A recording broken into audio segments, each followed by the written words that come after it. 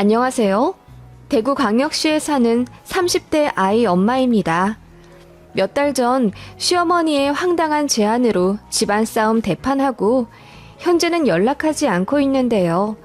솔직히 속 시원하고 앞으로도 시모랑 막내 도련님 얼굴 안 보고 살았으면 좋겠네요. 참고로 저희 부부, 친정, 시댁 모두 같은 지역 살고 있습니다. 사건의 발단은 저희 친정 아버지가 건물을 하나 매입하시면서부터였어요. 식품 서비스업 사업을 하시던 아버지는 사업체 매각 후 건물을 하나 사시겠다고 예전부터 누누이 말씀하셨습니다. 그러다 좋은 기회가 생겨 대출 좀 끼고 45억짜리 6층 건물을 사게 되셨죠. 저희 친정이 건물을 사셨다는 소식은 시댁에서도 잘 아셨습니다. 왜냐하면 시어머니가 관심을 많이 가지셔서 매매 단계 때부터 엄청 전화해 물어보셨거든요. 그러다 보니 저희 친정 매매 진행 과정 모두 시댁에서도 세세하게 알고 계셨죠. 사돈께서 매매하셨다지? 그런데 왜 하필 그 동네야? 복잡하고 시끄럽던데. 네? 옆이 번화가라 그렇죠, 어머님. 아무튼 축하드린다고 전해드려라. 이제 건물주 되셨네? 네, 감사합니다. 그런데 대출도 그렇고 복잡해 하시네요. 그래? 대출을 얼마나 하신 거야? 8억 좀 넘게 하셨어요. 세상에 8억? 그걸 어떻게 다 갚냐? 니들이 갚아드려야 하는 건 아니지? 어머님은 워낙에 금전적으로 보수적인 분이라 대출을 굉장히 싫어하세요. 대출 받으면 인생이 망한다고 생각하시는 분이라 카드도 안 쓰시고요. 이유가 다 있습니다. 아무튼 그런 분이니 건물 사는데 8억 대출 냈다고 하면 까무러치실 만도 하죠. 솔직히 45억짜리 건물 사는데 8억 대출이면 무난하거든요. 잘 모르시니 기겁하시는 건 둘째치고 그걸 저희가 갚아야 하냐며 대뜸 목소리부터 달라지시는 게 참 기분 별로더군요. 자기 막내 아들 생각은 못하나 싶고요. 이 부분은 뒤에 가서 말할게요. 그래서 대출은 상가 월세로 충분히 커버 가능하다. 손해볼 뿐 아니라고 설명을 해드렸습니다. 그래도 계속 대출을 받으실 거면 그냥 건물을 사지 마시지 하시며 혀를 끌끌 차시더군요. 원래 그랬어요. 저희 친정이 하는 일들 다 못마땅해 하시고 별로라는 식으로 후려치시거든요. 예를 들어 친정에서 새 아파트 분양받아 이사 갔다고 하시면 거기 옆에 재개발 지역 있는 곳 아니냐? 왜 그런 데로 가셨대? 거기 딱 봐도 후지드만 라고 하시며 제 기분을 잡치게 하시질 않나. 친정에서 여행 가는 거 아시면 여행지 꼬치꼬치 물어보시고는 꼭 동남아는 치안이 별로라더라. 그런 데를 가셨어? 나라면 차라리 제주도로 가겠다. 제주도가 최고지. 이런 식으로 꼭 한마디 얹으시고 나중에 정작 제주도를 가셨다고 하면 제주도를 가셨다고? 그 돈으로 동남아를 가겠다. 뭐 하러 국내에서 비비적거려? 라고 모순적인 말을 많이 하셨어요. 그래서 제가 듣다 못해 어머님, 저번에는 동남아는 치안이 별로라고 하셨잖아요. 그래서 제주도 가겠다고 하시더니 정작 제주도 간다고 하시면 뭐하러 국내에서 비비적거리냐. 나라면 그 돈으로 동남아 가겠다 하셨죠? 어머님 왜 매번 그렇게 말씀하세요? 라고 따져 물었더니 얼굴 벌개지시며 아무 말도 못하신 적이 있어요. 남편도 그런 자기 엄마 되게 창피해하고 부끄러워합니다. 솔직히 말해 시댁은 가정사도 복잡하고 돈도 거의 없어서 남편 형제들이 십시일반 돈 모아 시부모님 매달 용돈을 드려야 합니다. 말이 용돈이지 생활비고요. 아마 앞으로 노후도 다 자식들이 챙겨야 할 거예요. 그래도 사남매라 부담이 덜해 다행이지요. 막내 도련님 때문에 걱정이지만요. 결혼하기 전엔 이 정도일 줄은 몰랐어요. 시아버지가 공무원 연금 받으신다고 했거든요. 그런데 막내 도련님이 20대 초반에 돈 사고를 쳐서 그거 갚으려고 아파트를 팔았고 대출 받아 지금 시댁 아파트에 전세로 들어오신 거더라고요. 그리고 아직도 도련님 빚을 시부모님이 갚아주고 계세요. 그래서 돈이 없으십니다. 시댁에서 심지어 그걸 다른 자식들한테도 숨기셨어요. 저 결혼하고 1년 뒤인가? 아주버님이 서류 떼다 알게 되었고 그때 완전 난리 났었습니다. 나중에 알았다 한들 이미 애는 낳은 상황이고 결혼을 물을 수도 없는 노릇이잖아요. 솔직히 말해 남편 다른 형제들은 다 이제 앞가림 잘하고 밥벌이도 잘해요. 아주버님은 약사시고 시누는 대학병원 간호사고요. 제 남편도 청 다녀요. 막내 도련님만 어릴 때부터 그렇게 자잘한 사고를 많이 치고 다니더니 결국 대학도 안 간다 하고 팽팽 놀았다더군요. 그냥 놀기만 하면 되는데 허세가 심해 없는 돈 끌어모아 외제차도 사고 오토바이도 사서 끌고 다니고 그러더래요. 첫 번째 산 외제차도 사실 도련님이 시어머니 명의로 돈 빌려서 산 건데 사고 나서 폐차시킨 거라고 하더라고요. 근데 보험도 안 들어서 보상도 못 받고 그냥 그 돈 전부 날렸습니다. 그러면 반성을 해야 하잖아요. 차 없어서 불편하다고 사채 끌어다 써서 벤츠를 하나 또 산 거죠. 그게 문제가 되어서 이자가 눈덩이처럼 불어났고 설상가상으로 그 차 몰다가 인명사고도 냈다네요. 합의금으로 1억 가까이 물어주었다고 합니다. 그 여파로 시부모님은 집도 팔고 대출 잔뜩 끌어 전세살이 하게 되신 거고요. 시댁 그리고 도련님 생각하면 한숨이 절로 나올 정도로 아득하고 시어머니가 왜 대출을 그렇게 싫어하는지 짐작은 갑니다. 그리고 돈에 쫓겨 아둥바둥하는 시댁에 비해 안정적이고 잘 사는 제 친정이 부러우면서도 고가우실 테죠. 그래서 제 친정 얘기 시댁에 하고 싶진 않습니다만 자식들 사돈 중에 저희 집을 제일 궁금해하세요. 아주 끈질기게 물어보시기 때문에 매번 모른다고 일관하기도 그렇고 시아버지는 별말 안 하시는 편인데 시어머니는 매번 저러셔서 솔직히 제가 별로 좋아하지 않습니다. 집이 잘 못 살아도 인품이 좋으면 제가 딸을 만두한데 그러고 싶은 분이 절대 아니지요. 아무튼 친정에서 건물을 사셨다고 했잖아요. 시어머니가 그 건물을 몇 번 가보셨댔나 봐요.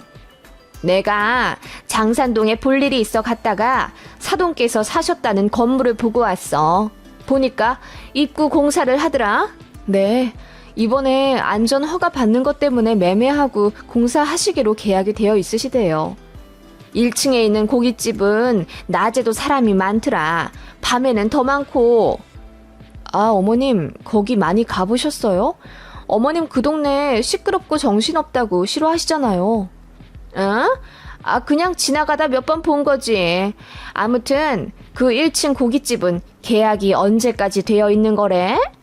저야 모르죠. 그런 것까지는 세세하게 몰라요. 친정에 한번 물어봐. 1층은 고깃집이고 2층은 카페랬지? 차라리 1층, 2층 터서 고깃집 크게 하거나 카페 탁 트이게 만들어 놓으면 더 좋을 것 같던데. 네? 아, 뭐 아버지가 알아서 하시겠죠. 저는 잘 몰라요. 물어나 보래도 고깃집이라도 계약 기간이 언제인지. 어머님, 그건 왜 자꾸 물어보세요? 아니, 그냥. 어머님은 이상하게 저희 아버지 건물 1층 상가에 관심이 많으셨어요. 그 1층에 있는 고깃집은 벌써 5년도 더 된 가게이고요.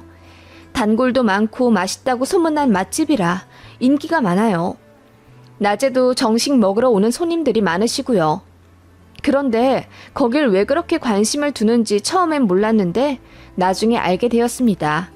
바로 시동생. 그 사고 주구장창 친다는 애물단지 막내 도련님 때문이라는 걸요. 도련님이 반백수 상태입니다. 빚 갚는다고 취직을 하긴 했는데 매번 적성에 안 맞고 힘들다는 이유로 3개월 이상 버틴 적이 없었고 그나마 오토바이를 잘 탄다는 걸 이용해서 배달 알바하고 있어요. 그거라도 부지런하게 하면 돈도 많이 모은다던데 시동생은 하루에 2-3건 정도 하고 힘들다며 집에 와버리거나 친구 만나러 갑니다. 그러다 보니 한 달에 100만 원은 고사하고 70에서 80만 원 벌어오는 게 다일 뿐더러 그 돈 벌어 다 써버립니다. 미혼 도련님이라 독립 안 하고 집에서 시부모님이랑 같이 살고 있는데 생활비도 한 푼 안 준다 하더라고요. 그래서 결과적으로 시아주버님이랑 신우 그리고 저희가 시댁에 다달이 주는 돈으로 시부모님뿐만 아니라 도련님까지 부양해 주는 거예요. 도련님은 저희 애들한테 용돈 한 번 준 적 없고 내복 한 번 사준 적 없으면서 니들 나중에 이 작은 아빠한테도 잘해라. 용돈도 주고 그래야 돼. 이러더라고요. 그런 꼴 보면 솔직히 님자 붙이기도 싫고 도련이 새끼라고 부르고 싶습니다. 그런데 막내 도련님이 시어머니의 아픈 손가락인 것 같더라고요. 애가 많이 아팠어, 어릴 때. 그래서 얘는 학교도 1년 늦게 보냈다. 그러다 보니 적응을 못한 것 같아. 다 나 때문이지. 지 형들이랑 누나 뒤치다거리 하느라 막내 아플 때 제때 병원도 못 가고 그랬더니 라고 하셨어요. 어머님은 막내 도련님이 엇나가는 게 전부 어머님 때문이라고 자책하셨고 그 책임의 일부를 형제들에게도 돌리셨습니다. 그래서 도련님이 사고쳐도 크게 내치지도 않고 아직까지 끼고 사시는 거예요. 어머님이 너무 유난이시니 아버님도 별 수 없으신 모양이었고요. 솔직히 살면서 안 아픈 아이 없고 어릴 때 아팠다고 해서 전부 엇나가진 않는 법인데 제가 보기엔 어머니가 너무 오냐오냐 키워서 그러신 것 같아요. 합리적 의심이 들만도 한 게 시어머니가 다른 자식들한테는 엄청 엄하게 키우셨다고 들었거든요. 그래도 뭐 자식이 내시고 그중에 눈길 더 가는 자식 하나 있지 않겠나 싶어 이해는 갑니다만 그 피해가 다른 자식들한테 가면 안 되죠. 그리고 다 큰 자식인데 아직까지도 그렇게 끼고 사니 현명한 판단도 못하고 더 부모 의존적으로 되는 것 같아 안타깝더라고요. 아무튼 시어머니는 막내 도련님이 제압가림 할 수 있을 때까지 전적으로 도와준다 하셨죠. 그것이 사업일 줄은 꿈에도 몰랐습니다. TV에 많이 나오죠. 가게 내고 사업해서 자수성가한 능력자 분들이요. 시어머니도 도련님이 그런 사람이 되길 바라셨나 봐요. 공부는 애당초 포기했으니 장사라도 잘 배워 돈 많이 벌길 바라셨습니다. 솔직히 제가 보기엔 이미 싹수가 노랗고 가족들 돈이나 안 깎아먹으면 다행이거든요. 그런데 어머님은 그 전부터 우리 막내가 장사를 하면 참 잘할 것 같은데 애가 싹싹하고 샘도 빨라서 그런 건 참 잘할 거야. 내가 돈이 좀 있으면 미첨 좀 대주려만. 지 형들이랑 누나는 자기들 먹고 살기 바쁘다고 막내 한번 제대로 봐주지를 않으니 원. 이라고 하시며 은근히 저희 형제들이 십시일반 돈 모아 막내 가게 내주길 넌지시 바라셨어요. 그래서 아주버님이 난리를 치며 막내 쟤는 가게 차려주면 100% 망한다고 취업할 생각이나 하라고 노발대발 한 적이 있습니다. 뭐 저희 남편이랑 신우도 같은 입장이고요. 그렇다 보니 시어머니 편애의 양극화가 점점 더 심해져 갔던 것 같아요. 그런 상황에서 저희 아버지가 건물을 사셨다는 소식은 시어머니에게 더 없는 찬스였던 것입니다. 자꾸 1층 상가 계약 기간에 대해 물으시며 저에게 대답을 재촉하시더군요. 그래서 왜 그러시냐 물으니 우리 막내 좀 그 자리에 넣을까 해서 어멈 너는 어떻게 생각하니? 라고 하시길래 제가 기겁했죠. 제가 알기로 그 고깃집 거기서 장사 잘하고 있어서 아마 나오려 하지 않을 거고요. 제가 보기에도 도련님은 사업보다는 취직을 먼저 하시고 진득하게 돈 좀 벌어보시는 게 여러모로 많이 더 배우실 것 같아요. 라고 했더니 시어머니 얼굴이 불그락 푸르락 되어서는 그건 모르는 일이지 않니? 사람 인생 어떻게 될지 모르고 앞날 어떻게 흘러갈지 모르는데 취직을 해서 잘 됐으면 벌써 했겠지. 우리 막내가 누구 밑에서 일하는 건 힘들다 하잖니. 내가 보기엔 우리 막내는 가게 하는 게 딱이다. 라고 하시더군요. 그래서 제가 대꾸도 않고 있으니 자꾸 연거푸 조르시더군요. 너희 친정 아빠한테 잘 좀 얘기해봐. 아니 가족이잖아. 사돈 총각 잘 되는 거 너희 친정에서도 바라시지 않겠니? 잘 되면 너도 좋을 거고. 어머님, 근데 제가 궁금한 건요. 그 고깃집이 그대로 재계약한다고 하면요. 그리고 두 번째, 만약 운 좋게 그 고깃집을 도련님한테 넘기신다고 하면요. 권리금만 몇 천만 원? 제가 보기엔 1억 넘을 것 같은데 그거 어떻게 감당하시려고요?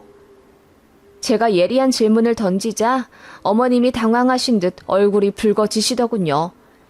아, 그래. 그 고깃집 사장이 안 나간다고 하면은 네 친정 아버지가 손 좀 써주시겠지. 요즘 신문이고 TV고 보니까 월세 올리면 사장들도 두 손 두 발 들고 나간다고 하더만. 그렇게 하면 나가겠지. 네? 저희 친정 아버지 보고 악역을 하게 하시라고요? 왜 제 시동생을 위해 저희 친정 아버지가 그러셔야 하는데요? 그리고 그 고깃집 입장은요. 어머님 너무하세요. 그런 말씀 하시려면 이제 그만해주세요. 너도 참 사람이 야박하다. 그럼 그 생판 남인 고깃집 사장을 네가 왜 걱정하니? 네 시동생 잘 되는 건 안중에도 없어? 가족끼리 그러면 안 된다. 이럴 때일수록 서로 이끌어주고 그래야지. 어머님, 싫어요. 저희 아버지 안 좋은 소리 듣게 할 순 없어요. 그리고 어머님, 솔직히 당장 끌어올 돈도 없는데 무슨 생각으로 도련님 가게를 차려주려 하시는데요? 사업자금으로 얼마나 생각을 하시는데 그러세요? 니들이 좀 도와주겠지. 다들 대출도 잘 나오는 직장이고.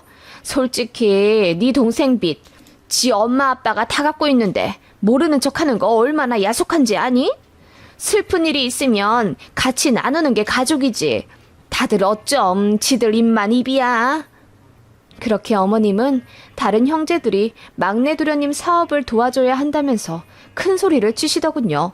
그래서 제가 도련님 사업을 한다고 해서 다른 형제들이 도와준다고 하더라도 우리 부부는 더 이상 도와줄 생각도 없고 여유도 없다. 그런 계획이 있으시면 우리는 빼주라. 언성 높여 말씀드렸더니 뭐라 구시렁구시렁 거리시더군요. 어이가 없더라고요. 막내 도련님 감싸주다가 온 가족 다 파산하겠어요. 어머님부터 정신을 못 차리시니 막내 아들도 똑같이 정신 못 차리고 사는 것 같아 안타까우면서도 겁이 나더라고요. 그러다가 시어머니가 안 되겠다 싶으셨는지 저희 친정 아빠한테까지 전화를 거셨더라고요. 1층 상가 계약건에 대해 묻는다 하시며 자세히 알아보셨더라고요. 어머님이 궁금하신 고깃집은 내년에 재계약할 거고 임대료도 동일하게 갈 거라고 했더니 시어머니가 넌지시 시동생 이야기를 꺼내셨나 보더라고요. 그런데 저희 아버지도 굉장히 그런 면에 단호하십니다. 그래서 이렇게 말씀하셨나 봐요. 사부인, 그 고깃집이 잘 돼서 그 옆 편의점도 잘 되는 거고 우리 2층 카페도 잘 되는 겁니다. 고깃집 무리하게 빼고 싶은 생각도 없고 임차인들 권리 보장해주면서 이 일 하고 싶습니다. 건물주라고 마음대로 행패 부리면 나만 손해입니다. 그리고 아는 사람이라고 해서 무리하게 넣어주고 싶지도 않고요. 아니 사돈 어르신, 그냥 아는 사람은 아니지 않습니까? 그래도 지영이 시동생인데요. 다 같이 잘 살면 좋죠. 가족인데요. 우리 지영이 시동생이 아니라 우리 지영이가 들어온데도 저는 그렇게 못합니다. 그랬더니 시어머니가 불쾌한 듯 알겠다고 하셨다더군요. 그 얘기를 저에게 하시면서 되는 일이 없다고 우시더라고요. 그냥 마음 접으시라 했습니다. 애초에 말도 안 되는 무리한 계획이라고 말씀을 드리며 포기하라 했습니다. 그리고 요즘 임대료도 비싸서 월세 감당 못하는 상가들이 많은데 돈 한 푼 없이 시작하는 시동생한테는 사업이 너무 위험하다고 했죠. 그랬더니 시어머니가 그래서 더 니네 친정 건물에 들어가려고 했던 거야. 월세가 부담이 안 되니까. 라고 하시길래 네? 아니 그럼 아는 사람이면 월세 깎아줄 거라 생각하셨어요? 아니 월세를 설마 너희 친정에서 받으시겠니? 나라면 안 받는다. 내 딸 시동생이 자리 못 잡고 힘들어한다고 하면 먼저 도와주면 도와줬지. 어머님, 그 자리 제가 알아보니까 보증금 1억 5천에 월세 500만 원이에요. 그걸 감당하실 수 있겠냐고요. 뭐? 그렇게나 비싸? 이래서 건물주 하는 거구만. 뭔 욕심이 그렇게 많으시대? 그래서 설마 우리 막내 아들한테도 월 500만 원씩 꼬박꼬박 받으실 생각이었다고? 그냥 적당히 전기료나 받으시면 되지. 네? 어머님, 너무 어이없네요. 그럼 뭐 한 달에 얼마 내려고 하셨는데요? 한 10만 원 정도? 성의만 보이면 됐지 뭘. 그러더니 분이 안 풀렸는지 저한테 제 친정 아빠가 굉장히 야박하다며 대놓고 뒷담을 까는 거예요. 저도 너무 열받아서 야박한 게 누군데 그러세요. 장사 잘하고 있는 그 고깃집은 하루아침에 무슨 날벼락이에요. 그리고 어머님은 막내 도련님만 눈에 보이시죠? 다른 형제들 괴로워하는 건 보고 싶지 않으세요? 여기서 누가 더 야박한지 한번 대결해 볼까요? 그리고 저희 친정이 그렇게 만만하세요? 라고 저도 참다 못해 내질렀더니 저더러 지 아빠랑 똑같다는 거예요. 똑같이 피도 눈물도 없어서 가족 챙길 줄 모른다고요. 그래서 진짜 대판 싸웠습니다. 시어머니랑 삿대질 하면서 고래고래 소리 질렀고 시아버지도 그만하시라며 정말 애걸복걸 하시더군요. 하필 남편이 없고 저만 있어서 어머님을 혼자 상대해야만 했습니다. 제가 정말 참다 못해 시댁이랑 아예 연 끊고 살고 싶다고 했습니다. 저에게 피해만 주는 시댁 싫다고요. 그랬더니 시어머니가 뭘 하셨는 줄 아세요? 그래, 그럼 20만 원 줄게. 그럼 됐지? 라고 하시더군요. 어이가 없어서 깔깔 웃었습니다. 월세 10만 원 언감생신 안 된다니. 푸하, 20만 원이요? 그냥 이제 연락도 안 하고 찾아오지도 않겠다고 했습니다. 그랬더니 시어머니도 그러라 하며 저를 문 밖으로 밀어내시더군요. 남편한테 자초지종 다 이야기했더니 기가 막히다면서 저한테 미안하다고 앞으로 저더러 시댁 갈 일 없을 거라고 하더군요. 그리고 남편이랑 시아주버님, 신우 셋이서 시부모님 찾아가 또 한 번 대판 싸웠나 봐요. 결국 시부모님 정신 차릴 때까지 왕래 안 하기로 했습니다. 시어머니 울고불고 뒤집어 지셨다더군요. 그리고 매달 용돈주로 보내던 몇십만 원도 새남매 다 끊었습니다. 돈이 자꾸 나오니까 정신을 못 차리는 거라며 아예 안 보내기로 마음 먹은 거죠. 그리고 그간 차별받았던 곳에 대한 늦은 대항이었습니다. 시어머니가 오열하고 후회해도 이미 늦었더군요. 제 남편도 마음이 완전히 돌아섰고요. 그렇게 결국 연 끊었고 지난 추석이랑 설에도 안 갔습니다. 시누이가 막내 도련한테 연락해봤더니 시어머니가 시동생 등짝 후려치며 집에만 퍼질러 있지 말고 배달 나가라고 이제 잔소리 한다네요. 그리고 막내더러 이제 생활비도 좀 내라고 화를 내셨답니다. 이제야 제대로 돌아가는 모양이에요. 진작 이렇게 할 것을. 너무 늦은 참교육이지만 이제라도 속 시원해져서 다행입니다. 아무리 생각해도 어머님의 사고방식 참 어이가 없어요. 10만 원에서 20만 원으로 올려 부르면 제가 얼씨구나. 알겠습니다, 어머님. 할 줄 아셨던 걸까요?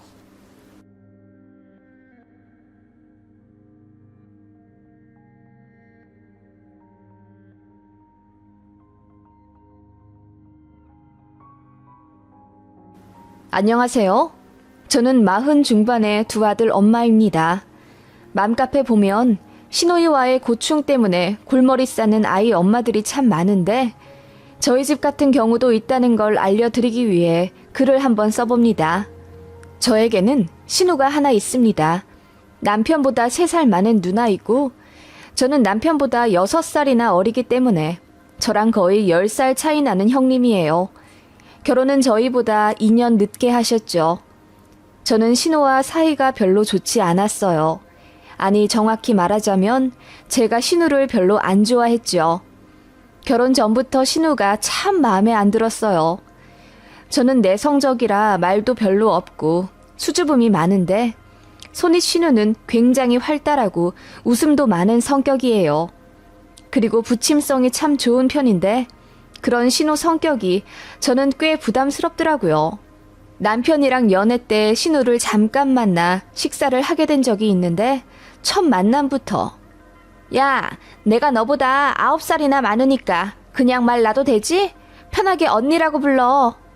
라고 하시며 깔깔 웃으시더라고요. 그런 모습에 소심한 저는 화들짝 놀랐고 무례하다는 느낌이 들어 불쾌하기까지 했죠. 그런 신우가 익숙한 듯 남편은 그닥 제지를 안 하는 모습에 서운하기도 했고요. 신우는 첫 만남부터 제가 편하다며 야야거렸고 너 코 성형한 거야? 완전 서양 여자들 코 같네? 어쩜 이리 높아? 이거 한 거지? 아니요, 수술한 거 아닌데요. 정말? 너무 이쁜데? 눈도 했어? 어떻게 이렇게 눈이 커? 쌍꺼풀도 예술이다. 이게 자연산이라면 넌 너네 엄마한테 진짜 큰절해야 하고 수술한 거라면 의사한테 절해야겠다. 누나, 그냥 이쁘면 이쁘다고 칭찬을 해. 누나 그런 화법, 누나 친구들이랑 가족들만 이해하지. 다른 사람들은 들으면 오해해. 내가 고치라고 몇 번을 말해 정말. 내가 낯간지러워서 칭찬을 잘 못해. 그래, 이쁘다는 소리야. 기분 나빠할 것 없어. 아무튼 오늘 시간 내줘서 고마워. 오늘 밥값 내가 쏠게. 그리고 비리비리해 보이는데 너 우리 집 시집 오면 시집살이도 못 시키겠다. 라고 하시더군요. 그러면서 아이스 커피를 아저씨들이 국물 들이키듯 후루룩 소리내며 들이키는데 주변 사람들이 다 쳐다볼 만큼 요란도 하시더군요. 그런 모습도 너무 교양 없다고 생각했고 신우의 말투며 태도 역시 너무 싫고 오만해 보였는데 이제와 생각하면 그냥 제가 올케로 들어오면 잘해주겠다는 뜻이었어요. 실제로 시댁에서 저한테 심부름도 잘 안 시키셨고요. 그치만 당시 저는 너무 당황스럽고 기분이 나빠서 진지하게 남편과의 결혼을 다시 생각할 정도였죠.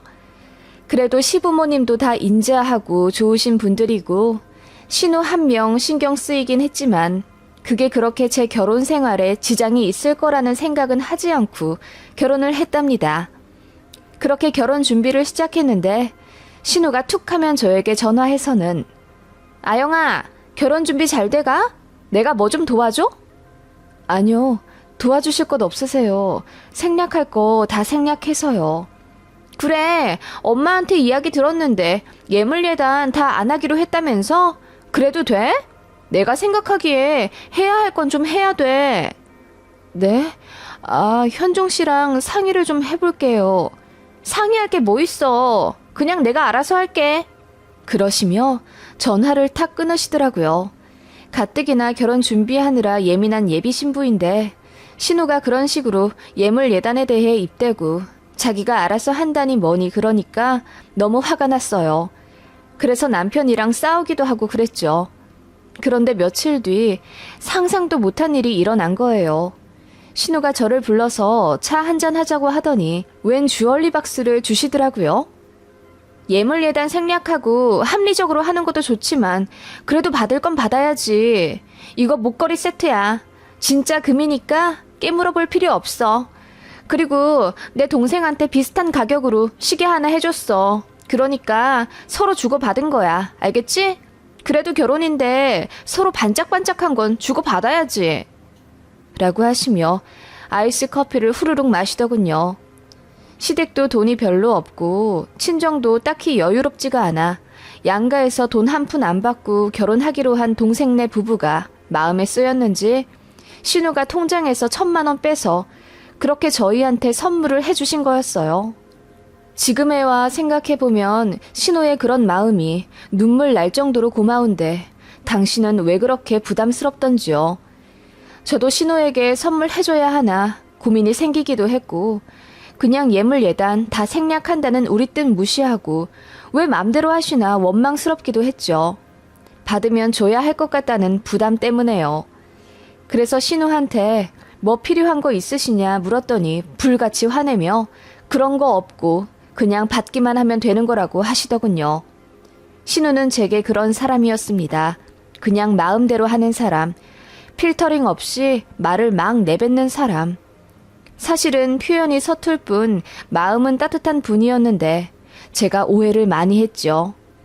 그리고 당시 신우는 결혼도 안 한 상태였는데 그렇게 결혼 준비에 훈수를 많이 두셨습니다. 결혼하면 양가에는 한 달에 한 번씩 찾아 뵈어야 하네. 집안일은 어떻게 분담해야 하네. 드레스는 여자가 편한 걸로 입어야 한다 어쩐다 하시며 제가 드레스 투어 가는 것도 따라간다 하시더군요. 누가 남편의 누나랑 드레스 투어를 갑니까? 거절하느라 혼났네요. 저는 신우가 굉장히 푼수 같다는 생각을 했어요. 그리고 결혼을 안 해서 그런가? 저희 부부 결혼하는데 참견하고 싶어 한다는 느낌을 지울 수가 없었습니다. 그게 신우의 짓 같기도 했고요. 결혼하고 나서도 신우는 여전히 저에게 야, 너 거리며 호칭을 편하게 하셨어요. 저는 꼬박꼬박 형님이라고 불러드리는데 이건 좀 아니다 싶어 어느 날 시댁에서 마주친 신우를 붙잡고 형님, 결혼한 지 이제 1년도 넘었고 제 뱃속에 아이도 있는데 이제 호칭 좀 바꿔주시면 안 될까요? 야, 나 너 말고 그냥 올케라고 불러주시면 안 돼요? 나중에 태어날 제 아이 앞에서도 저한테 야라 그러시면 너무 수치스러울 것 같아요. 라고 했더니 신우가 저를 빤히 보더니 그게 그렇게 기분이 나빴어? 나는 그냥 네가 동생 같아서 편했거든. 이라고 하시더군요. 그러더니 알겠다 하시며 이제는 이름을 불러주겠다 하시더군요. 아니요, 그냥 올케라고 해주시면 되는데. 내가 대학교에서 올케의 어원에 대해 들었거든. 그거 알고 나니 별로 쓰고 싶지가 않더라. 그래서 난 나중에 내 동생 결혼하면 올케라고 절대 안 불러주기로 다짐했거든. 야가 싫다니까 그건 내가 고칠게. 하지만 올케라고 불러주긴 싫어. 그건 내 마음. 이라고 하시더군요. 뭐 하나 평범한 게 없는 분이라고 생각했습니다. 평생을 모범생처럼 얌전하게 살아왔던 저로서는 신우이가 일종의 센세이션 같은 느낌이었고 좀처럼 적응이 되지 않았어요. 신우는 그렇게 제가 여동생처럼 편하다는 이유로 물론 저는 그걸 만만하게 본다고 받아들였지만요. 아무튼 전화도 자주 하셨고 저희 신혼집에도 불쑥불쑥 찾아오셨어요. 오셔서는 어머, 세면대에 물때 낀 것 좀 봐. 나 샤워하면서 청소 좀 할게. 솔 어딨어? 라며 화장실 위생 지적을 하시질 않나. 저희 신혼집에서 대뜸 샤워를 한다고 하시더군요. 그래서 샤워는 그렇다 치고 청소는 안 하셔도 된다고 했죠. 사실 저희 부부 둘 다 일하느라 바빠서 화장실 청소할 시간도 없었거니와 신우가 갑자기 오는 바람에 집 정리도 못한 상태라 너무 짜증이 났었죠. 형님, 청소 안 하셔도 돼요. 그냥 나오세요. 라고 소리를 질렀는데도 신우는 화장실에서 빡빡 솔만 문지르시더군요. 그렇게 샤워까지 하고 나와서는 제 옷 좀 빌려달라 능청스럽게 구는 신우였습니다. 제가 뿔이 잔뜩 나 입이 대빨 나와 있는 걸 보고 신우가 뭐야? 화났어? 나는 그냥 씻는 김에 좀 청소해준 거지. 니네 일하느라 힘드니까 도와준 거야. 라고 하길래 속으로 욕하시잖아요. 집도 안 치우고 산다고. 라고 했더니 신우가 눈이 동그래지며 난 그런 생각한 적 없어. 네 집이 내 집이고 내 집이 네 집인데 뭘. 우리 다 같은 가족 아니야? 자꾸 그렇게 선 그으면 내가 서운해. 라고 소리를 빽 지르시더군요. 그래서 그날 저도 쌓여왔던 거 다 말했죠. 자꾸 불시에 찾아오시는 거나 오셔서 맘대로 청소하고 냉장고 열어보고 꼭 샤워까지 하고 가는 게 불편하다고요.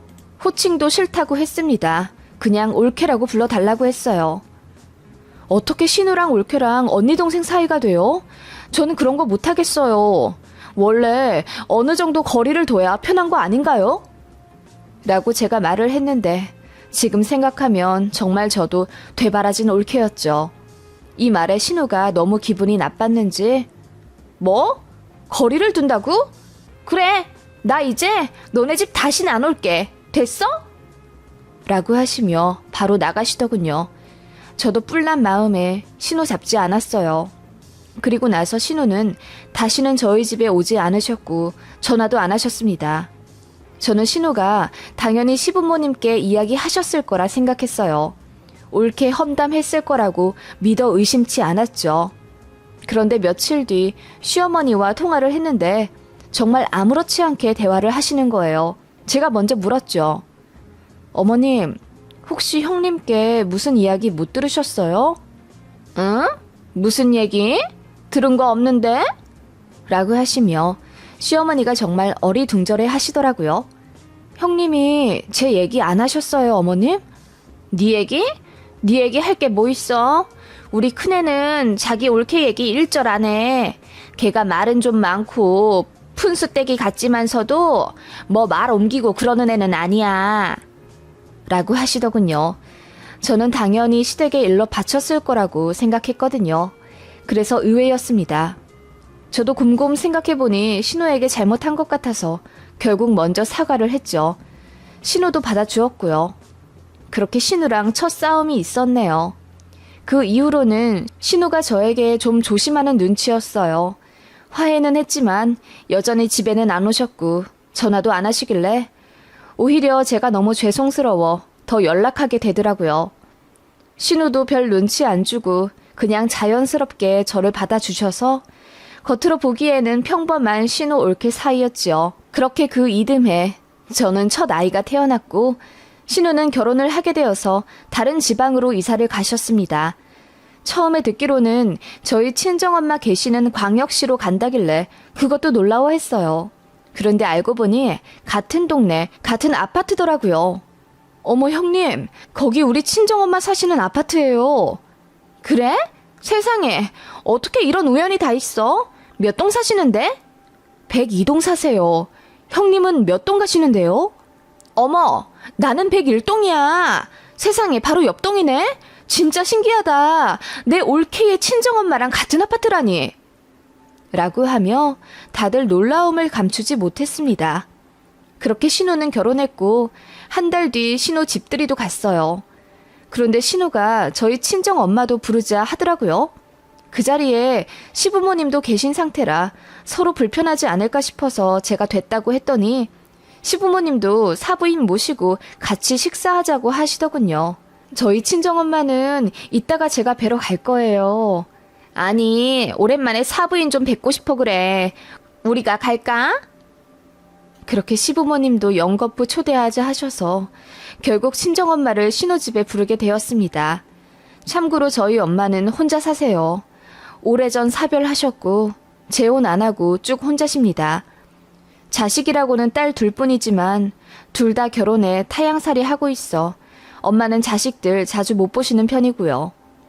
시댁에서도 혼자 사시는 사부인 걱정을 종종 하시는 터라 더없이 반가운 듯 보였습니다. 친정엄마도 얼떨떨하게 신우집에 들어서시며 인사를 하셨죠. 안녕하세요. 아니 제가 여길 와도 될는지. 아무튼 결혼 축하드립니다. 네 어머님. 이제 자주 봬요. 저랑 전화번호도 주고받아요. 제 폰에 번호 좀 찍어주세요. 신우는 그렇게 명랑하게 저희 엄마 번호를 따가더라고요. 사실 사돈처녀와 전화번호 교환할 일이 뭐가 있을까요? 무슨 연락을 하겠다고 저희 엄마 번호를 따가고 또 자주 뵙자고 하시는 건지. 신우가 워낙 푼숫기가 많으니 감이 안 잡히더군요.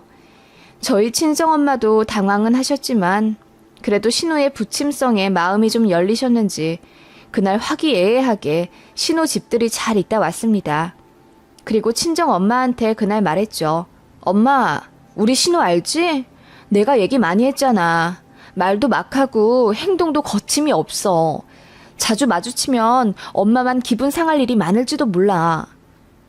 그래도 사람 좋아 보이던데 뭐 내가 알아서 할게. 넌 신경 쓰지 마라. 그렇게 모두와 인사하고 집으로 돌아오는 길에 어쩐지 마음 한켠 찝찝함이 느껴지더군요.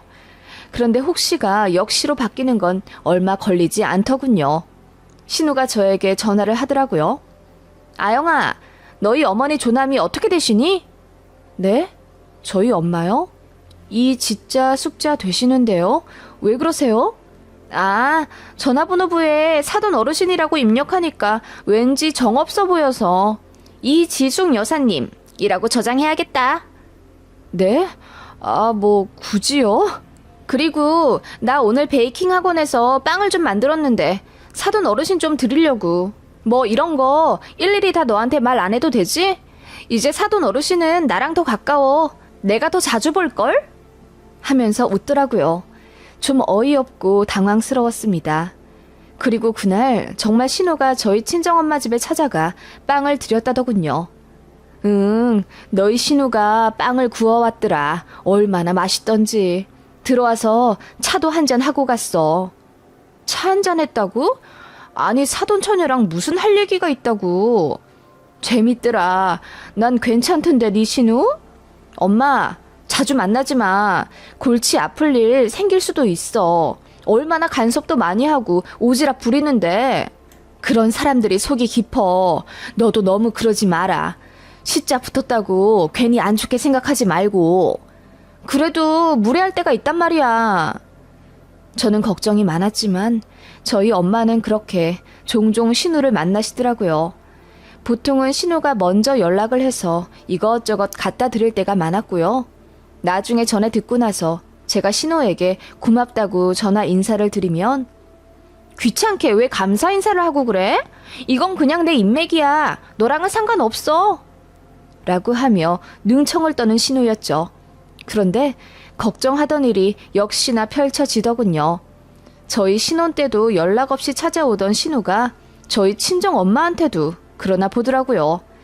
다행히 저희 엄마는 사람 찾아올 일이 별로 없는 일상이라 그런지 그런 신우를 많이 반가워 하셨댔어요.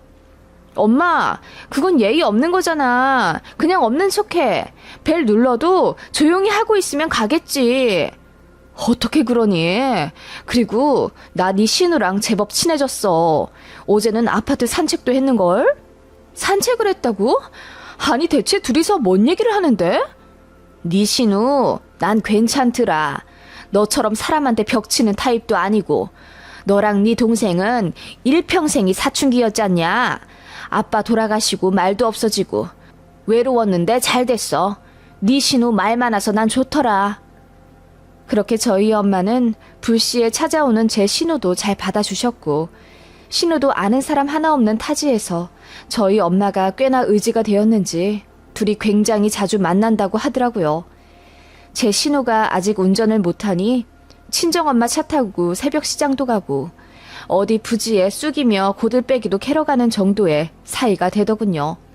제 성격상 있을 수가 없는 일이기에 솔직히 들어도 적응이 안 되더군요. 친정집에 놀러가면 자연스레 신우랑도 만나게 되었고 그게 잦아지니 제가 친정 가는 날은 신우도 제 친정엄마 집에 오는 날이 되었어요. 신우는 제 앞에서 능청스럽게 어머니, 어머니 거리며 저희 엄마한테 착 붙어 있더군요. 솔직히 불편했고 저도 엄마랑만 있고 싶어서 신우 몰래 연락하고 친정에 가는 날도 있었습니다. 이게 진짜 뭐 하는 건지 모르겠어. 내가 엄마 보러 가는데 왜 신우 눈치를 봐야 하지? 세상 요지경이라니 희한하게 돌아가네. 제가 남편에게 불만 아닌 불만을 털어놓자 남편도 난감해 하더라고요. 그러던 어느 날 제가 신우에게 대판 퍼붓는 일이 생겼습니다. 친정 엄마한테 전화를 걸었는데 엄마가 시장에 나와 계시다더군요. 뭐 사려고? 알타리 무 좀 사려고. 총각김치 좀 담그게. 엄마 잇몸 안 좋아서 총각김치 안 드신 지 오래됐잖아. 우리 주려고 그래? 아니, 현지 주려고 그러지. 현지? 아, 형님 말이야? 아니, 내 신우김치를 엄마가 왜 담궈줘? 현지가 알타리 김치를 좋아하더라고. 같이 식당에 갔는데 알타리를 3번이나 리필해 먹던데? 내가 한번 담궈줘 본다 했지. 엄마, 왜 그래? 뭐 하러 그래? 저는 화가 나서 소리쳤죠.